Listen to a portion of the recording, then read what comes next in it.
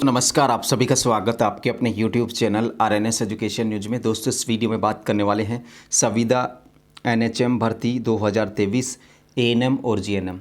तो बहुत सारे जो अभ्यर्थी हैं उनको कन्फ्यूजन है, विशेषकर GNM को लेकर के कि GNM में BSc नर्सिंग वाले फॉर्म भर सकते हैं या नहीं। इसके अलावा जिनका एज 21 वर्ष से कम है आज की डेट में, वो क्या करें, और परीक्षा के लिए जो सिलेबस है उनमें योजनाओं की तैयारी कहाँ से करें, और जो पैटर्न है परीक्षा का वो तो आपको पता चल गया होगा, फिर से बता देते हैं। नेगेटिव मार्किंग के बारे में, और साथ में पेपर कौन सी भाषा में आएगा, क्योंकि बहुत सारे ऐसे अभ्यर्थी हैं जिन्होंने हिंदी मीडियम से नर्सिंग का कोर्स किया है। ठीक है, कोई BSc नर्सिंग वाले लगभग उनका तो चलता है इंग्लिश मीडियम में है, तो अब उनको दिक्कत होती है हिंदी से, और हिंदी वालों को दिक्कत होती है अंग्रेजी से। तो पेपर कौन सी भाषा में आएगा सब कुछ बता देता हूँ। ठीक है, संशोधन कब तक करा सकोगे फॉर्म में, गड़बड़ी आप लोगों को बिल्कुल भी नहीं करनी, जो कुछ अपडेट है आप लोगों को तक बताते हैं। सबसे पहले पदों का तो आपको पता ही होगा, OTR करना होगा, वन टाइम रजिस्ट्रेशन, जिसके तहत आपको ये फॉर्म भरना होगा। 600 रुपये दोस्तों जर्नल की फ़ीस है यहाँ पर OTR की। OTR का जो फ़ीस है जर्नल का है वो है 600। ठीक है, 600 रुपये जर्नल की फ़ीस है। अदर स्टेट से कोई भरना चाह रहा है तो भी 600 है। अदर स्टेट वालों के लिए ज़रूरी ये है, अगर वो राजस्थान NHM की ANM भर्ती में या GNM भर्ती में शामिल होना चाहते हैं तो राजस्थान नर्सिंग काउंसिल का रजिस्ट्रेशन आपके पास होना चाहिए, अदर स्टेट के अभ्यर्थी। ठीक है, इस बात को ध्यान रखें। फ़ीस के बारे में हमने बता दिया। महिला स्वास्थ्य कार्यकर्ता के पदों की संख्या आप लोगों के सामने 1865 तो है नॉन TSP के। ठीक है, और बाकी जो बच गए हैं 193 ये हैं आप लोगों के। ठीक है, तो इस तरीके से 2058 यहाँ पर जो पद हैं ANM के हैं, TSP एंड नॉन TSP के। अब सुन लीजिए, ये भाई ये अनुसूचित क्षेत्र वाले इसके फॉर्म इसमें दोनों में लगा सकती है, यानी कि यहाँ पर भी लगा सकते हैं, 2 नंबर यहाँ पे भी लगा सकते हैं। लेकिन ये नॉन TSP वाले इस TSP में नहीं जा सकते। ठीक है, यानी जो TSP एरिया में है वो दोनों की जगह फॉर्म भर सकता है, नॉन TSP में भी, और TSP में तो खुद है ही, भरेगा ही, तो दोनों जगह से फॉर्म लग सकता है TSP अभ्यर्थियों का। लेकिन नॉन TSP वाले, ये वाले इसमें नहीं जा सकते हैं। ठीक है, इस बात का ध्यान रखें।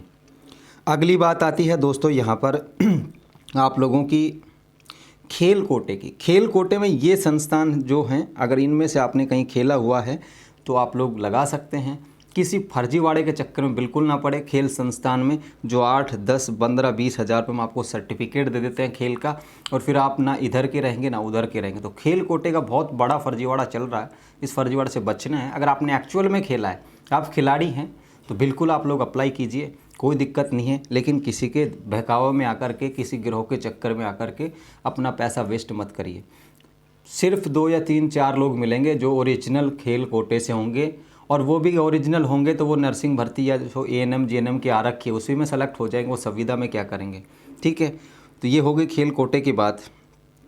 अब उसके बाद दोस्तों देखिए, ये PH की कैटेगरी हैं। ठीक है, PH की कैटेगरी हैं आप लोग। LV लो विजन, DSS से मतलब है, D से मतलब डीफ हो गया, और HS से हार्ड ऑफ हियरिंग। ठीक है, LDCP का अर्थ है 1 लाख। ठीक है, सेरेब्रल पॉलिसी, लेप्रल कार्ड, ये थी है। ठीक है ना, एसिड अटैक विक्टिम्स, ये LDCP, ये इन्होंने बता दिया है। ये कैटेगरीज हैं। अगर आप इनमें से किसी कैटेगरी से अगर आप लोग दिव्यांग हैं, PH हैं, एसिड अटैक विक्टिम्स, ऐसे लोग जिन पर एसिड अटैक हो रखा, तो वो भी अब क्या है, केंद्र सरकार और राज्य सरकार की भर्तियों में क्या है, उनको PH माना गया, दिव्यांग माना गया, क्योंकि चेहरा या जो भी शरीर के किसी भी हिस्से पर तेजाब गिर गया हो तो वो चेहरा ख़राब हो जाता है, वो अंग ख़राब हो जाता है, इसलिए एसिड अटैक विक्टिम्स भी हैं, वो भी PH हैं। ठीक है, तो ये भी PH की कैटेगरीज हैं। PH की जो वैकेंसी हैं उसी कैटेगरी में होती है जिस कैटेगरी के आप लोग OBC में हो तो आपको OBC में से सीट मिल जाएगी।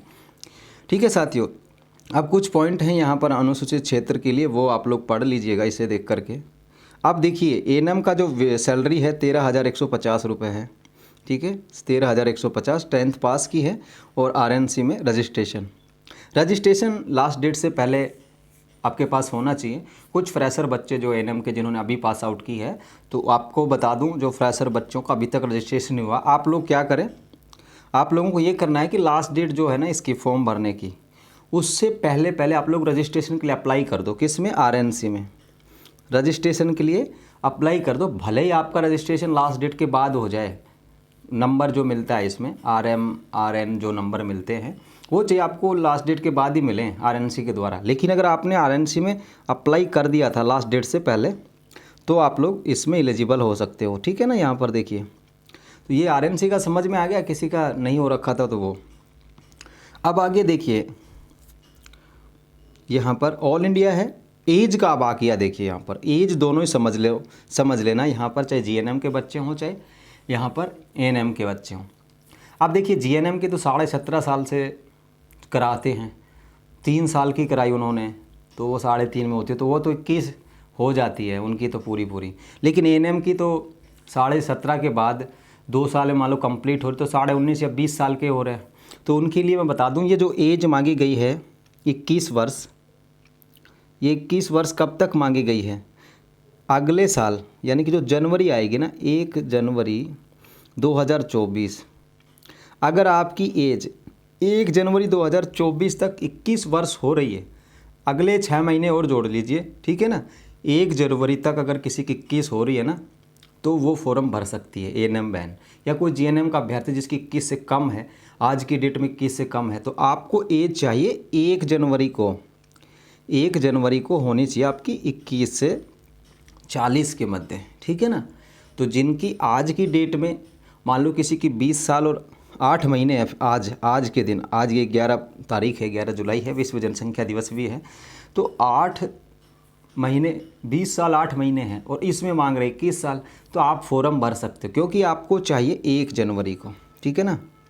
1 जनवरी को चाहिए आपको 21 वर्ष। तो जिन बच्चों की 2 महीने कम थे, 3 महीने कम थे, 4 महीने कम थे, तो वो फॉर्म लगा सकते हैं, ठीक है। अब एज का समझ में आ गया होगा कि 21 साल कब होने चाहिए। आपके 21 साल अगर 1 जनवरी 2024 तक हो रहे हैं ना तो फॉर्म भर सकते हो, इसका मतलब ये है, ठीक है। तो जो, क्योंकि 1-2 सवाल आए थे ऐसे पर्सनली मुझसे पूछने के लिए, बच्चों ने पूछा था तो बता रहा हूँ। तो 1 जनवरी 2024 को जिनकी 21 वर्ष हो रही है वो भर सकते हैं, जिनकी कम एज है वो भर सकते हैं। मतलब आपको 1 जनवरी को 21 साल का हो जाना है, इसका मतलब ये है। 1 जनवरी के बाद अगर 2 जनवरी को भी आप 2024 को 21 साल के हो रहे हैं तो आप योग्य नहीं होंगे, चाहे परीक्षा दे लीजिए, कुछ भी कर लीजिए, ठीक है। तो 1 जनवरी को, उसके बाद छूट भी इन्होंने दी है। जनरल की महिला को 5 साल की छूट दी है, SC ST OBC MBC EWS की महिला अभ्यर्थी को 10 साल की छूट दी है, ठीक है। विधवा और तलाकशुदाओं के लिए कोई अधिकतम आयु सीमा निर्धारित नहीं है, ठीक है। 21 तो यहाँ पर करनी पड़ेगी, ठीक है ना, यहाँ पर है। अब देखिए, विवाह पंजीकरण अनिवार्य किया गया है। अब विवाह को लेकर के भी काफ़ी सारे लोग दिक्कत करते हैं भाई, किसी ने ऑफलाइन बनवा रखा है, ठीक है ना। ग्राम पंचायत में जो फ़ोटो चिपका के देते थे पहले सेक्रेटरी सरपंच, और साइन मार के मोहर लगा के देते थे, ठीक है। तो वो अगर आपके पास है तो वो भी चल जाएगा, ज़रूरी नहीं है डिजिटल, क्योंकि अगर आपका डिजिटल होने से पहले अगर आप लोगों का वैसा था, ठीक है, ऑफलाइन वाला, तो वो चल जाएगा, ठीक है। ऐसे मत करो कि यार मेरा 2013 में शादी हो गया था, मान लो किसी का, ठीक है, मेरा नहीं हुआ, तो 2013 में जिसका शादी हो गया तो उसने तो ऑफलाइन बनवाया था, अब किसी का 20 में हो रहा है तो 20 में तो आजकल डिजिटल बन रहा है। तो ये नहीं कि 13 वाला ये सोचे यार मेरा तो मुझे भी ऑनलाइन बनवाने का, जो आपको इश्यू हो रखा है उसको लेकर के नहीं बनवाना उसे, ठीक है। परीक्षा देखिए 24 सितंबर को होगी ANM की और GNM की भी, दोनों की यहाँ पर परीक्षा 24 सितंबर को होगी। पहली पारी में ANM है, दूसरी पारी में GNM है। परीक्षा का आयोजन यहाँ पे किया जाएगा। अब बात कर लेते हैं आपको लोगों के ये कुछ प्रमाण पत्र के बारे में बताया, ये तो पढ़ लीजिएगा। वही है, जाति प्रमाण पत्र लास्ट डेट से पहले का बना हो, लास्ट डेट के बाद के बनवाते हो तो शपथ पत्र देना होगा, ठीक है, ये सारी चीज़ें हैं। अब देखिए यहाँ पर ये आप लोगों का परीक्षा की स्कीम है, 1.5 घंटा मिलेगा, 90 मिनट मिलेंगे। कहने का मतलब ये है 1/4 नेगेटिव, यानी कि 4 सवाल अगर आपने गलत कर दिया, आपको उत्तर नहीं आ रहे, उनको गलत कर दिया आपने, तो एक जो सवाल है आप लोगों का सही में से कम हो जाएगा। क्या है? सही में से कम हो जाएगा। 100 प्रश्न होंगे, 90 मिनट होंगी, 1/4 नेगेटिव मार्किंग होगी, और हिंदी और अंग्रेजी दोनों में पेपर आएगा। बाइलिंगुअल लैंग्वेज 2 हैं, हिंदी एंड अंग्रेजी, ठीक है, हिंदी और इंग्लिश दोनों में पेपर आएगा, ठीक है। ये ANM के लिए भी है और GNM के लिए भी है, दोनों भाषाओं में पेपर आएगा, हिंदी और अंग्रेजी दोनों भाषा में होगा। 1/4 नेगेटिव मार्किंग होगी, 90 मिनट होंगे तुम्हारे पास, और 100 सवाल तुम्हें हल करने हैं। ये सवाल आपके सिलेबस में हैं, जो आपने नर्सिंग में पढ़ा, जीएनएम बीएससी में, और आपने एएनएम में पढ़ा, वही हैं। उसके बाद ये जो सवाल हैं आप लोगों के राष्ट्रीय स्वास्थ्य मिशन के अंतर्गत संचालित कार्यक्रम योजनाएं, ये 15 अंकों की है। राजस्थान जीके 5 अंकों का है, करंट अफेयर्स 5 अंकों का है, कंप्यूटर से रिलेटेड 5 अंकों का है। 15 अंक के ये 3 टॉपिक्स हैं। इसके अलावा सामान्य चिकित्सा, स्वास्थ्य, पोषण और स्वास्थ्य संबंधित सामान्य ज्ञान संबंधित प्रश्न, ये 15 हैं। अब भाई ये देखो, ये स्वास्थ्य मिशन के अंतर्गत संचालित कार्यक्रम और योजना, ये एनएचएम की वेबसाइट पर आपको मिल जाएंगे। कहाँ मिल जाएंगे? एनएचएम की वेबसाइट पर। एनएचएम राजस्थान, उसको टैप करिए गूगल में, वहाँ पर देखिए, वहाँ पर आपको ये योजनाएं, स्वास्थ्य मिशन के जो कार्यक्रम हैं वो मिल जाएंगे। ठीक है, जो एनएचएम की तरफ से चलाए गए हैं। ठीक है, टीकाकरण संबंधी चलाए गए हों, टीबी उन्मूलन को लेकर के चलाए गए हों, एड्स से रिलेटेड चलाए गए, जो एनएचएम जिनकी इंक्वायरी करता है, एनएचएम के सानिध्य में जो चलाए जाते हैं, वो राजस्थान की स्कीम्स जो हैं उनके बारे में, तो इनके बारे में आपको बताना है, याद करना है, ये सारा हो जाएगा। कंप्यूटर का आप लोगों को संबंधित ज्ञान पूछा जाएगा, तो कंप्यूटर और राजस्थान जीके और करंट अफेयर्स, ये 3 टॉपिक ऐसे हैं, 15 अंक। इसमें आपको कड़ी मेहनत करनी होगी, टॉपिक भी बहुत बड़े हैं, इसलिए मैं कहूँगा सबसे ज़्यादा अपने सब्जेक्ट पर आप कंसंट्रेट कीजिए। सब्जेक्ट को ज़्यादा अच्छे से करेंगे तो ये सवाल तो मैं कोशिश करूँगा आप लोगों तक कुछ पहुँचाने की, कि आप लोगों को ये योजनाएं जो हैं, संचालित कार्यक्रम और योजनाएं हैं, कम से कम इनका तो हर एक दिन एक एक जो PDF फाइल है या वीडियो बना करके थोड़ा थोड़ा समझाने की कोशिश करूँगा। समय मिला तो, वादा नहीं करा, लेकिन कोशिश ज़रूर रहेगी। ठीक है साथियों, तो ये जानकारी थी। इसी तरीके से जीएनएम, ये देखिए, अब जीएनएम जो 1588 हैं संविदा स्टाफ नर्स की, उसमें सब फॉर्म भर सकते हैं। ठीक है, सब फॉर्म भर सकते हैं 1588 में। 1400 इसमें नॉन टीएसपी की हैं, और भाई 158 हैं वो आप लोगों की, 188 जो हैं टीएसपी की हैं। ठीक है, ये टीएसपी की हैं। इसमें भी यही कहानी है, नॉन टीएसपी वाले टीएसपी में नहीं जा सकते, लेकिन टीएसपी वाले नॉन टीएसपी में अप्लाई कर सकते हैं। ठीक है, तो ये हो गई आपका पदों की बात। अब इसमें भी वही चीज़ें हैं, वही नियम है, वही कायदे हैं, कानून हैं। 18,900 इसमें सैलरी मिलेगी। पात्रता जीएनएम और इट्स इक्विवेलेंट क्वालिफिकेशन। ठीक है, जीएनएम कोर्स और इसके समकक्ष योग्यता और बीएससी नर्सिंग। ठीक है, सब अप्लाई कर सकते हैं इसमें। जीएनएम कर रखा हो, बीएससी नर्सिंग कर रखा हो, एप्लीकेबल हो, मस्त हो करके तैयारी कीजिए और अच्छे से अपना जो पेपर है वो आप लोग दीजिए। आरएनसी का रजिस्ट्रेशन, वही चीज़ है, आरएनसी का रजिस्ट्रेशन लास्ट डेट से पहले आपके पास हो।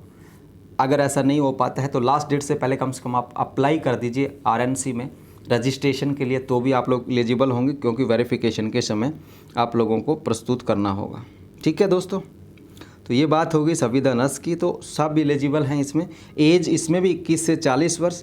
अगर किसी की एज है कम है आज के दिन, और वो 1 जनवरी 2024 को हो जाएगी 21 साल, तो भर सकते हो, कोई दिक्कत नहीं है। ठीक है साथियों, तो ये जानकारी है आप सभी के लिए। और इसके जो फॉर्म हैं दोनों ही भर्तियों के 10 जुलाई से शुरू हो गए हैं, और 8 अगस्त लास्ट डेट है। ठीक है, 8 अगस्त लास्ट डेट है, इस बात का ध्यान रखें। और बीएससी नर्सिंग वाले भी भर सकते हैं। अब आप लोगों को कन्फ्यूजन हो जाता है कि पता नहीं, उसमें तो दिया ही नहीं गया। 24 सितंबर को जीएनएम स्टाफ संविदा की परीक्षा है, और 24 को एएनएम को भी है, एएनएम की भी है। यानी कि एएनएम की सुबह की पारी में होगी 10 बजे से 9 बजे से, और दूसरी पारी है लगभग 2 बजे से या 3 बजे से, बोर्ड अपने हिसाब से देखेगा। ठीक है, तो ये है। अब आगे देखिए, आप लोगों को एक जानकारी और दिखाना चाहूँगा। इसमें भी वही सिलेबस है, 100 सवाल होंगे, 1/4 नेगेटिव मार्किंग है, दोनों भाषाओं में पेपर आएगा, समय मिलेगा 90 मिनट, ऑफलाइन परीक्षा होगी। ये भी इसमें टॉपिक्स वही हैं सब में। अब देखिए दोस्तों, आप लोगों को याद होगा कि अब जो मैं प्रूफ दिखा के काम चलाता हूँ, देखिए सीधी बात है, ये 2016 का नोटिफिकेशन है एनएचएम का, जिस टाइम पे 3167 है, उस टाइम पे भी जीएनएम लिखा गया था पोस्ट का नाम। ठीक है, तो अब आप लोग कन्फ्यूजन मत। और अब योग्यता दिखा देता हूँ 2016 में क्या थी।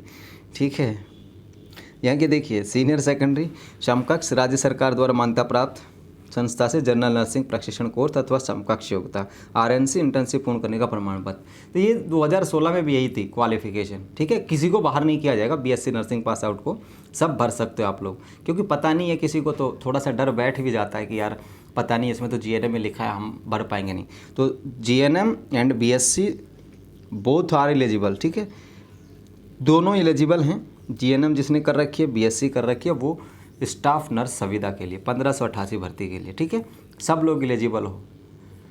तो ये जानकारी है। कैसा लगा ये वीडियो आप लोग बताइएगा, और तैयारी आप लोग ज़रूर कीजिए। देखिए अब ज़्यादा समय बचा नहीं है, 2 महीने से कम का वक्त आप लोगों के पास है, ठीक है। आज 11 जुलाई हो गई है, और इसकी या मान के समझ लिए 70 दिन आप लोगों के पास बचे, ठीक है। 24 सितंबर को परीक्षा है, तो आप लोग देख लीजिए 70 के करीब दिन बचे, 70-72 दिन करीब बचे। तो इन 70-72 दिन में कम से कम अच्छे से मेहनत करेंगे तो अच्छा वेतन मिलेगा, और कॉन्ट्रेक्चुअल रूल्स में ये चीज़ें रहने वाली हैं। तो आप लोग बहुत अच्छा फ्यूचर रह सकता है, तैयारी करेंगे तो आप लोग। फ़िलहाल पद बढ़ने की बातचीत के लिए भी लोग संघर्ष कर रहे हैं, हो सकता है कि कुछ अच्छी खुशखबरी मिल जाए। आप लोग भी उनको सपोर्ट कीजिए जो संविदा, एएनएम और जीएनएम पद बढ़ाने की बात कर रहे हैं, ठीक है साथियों। तो ये जानकारी थी हमारे द्वारा। कैसा लगे वीडियो ज़रूर बताइएगा कमेंट करके, और धन्यवाद। जय हिंद, जय भारत।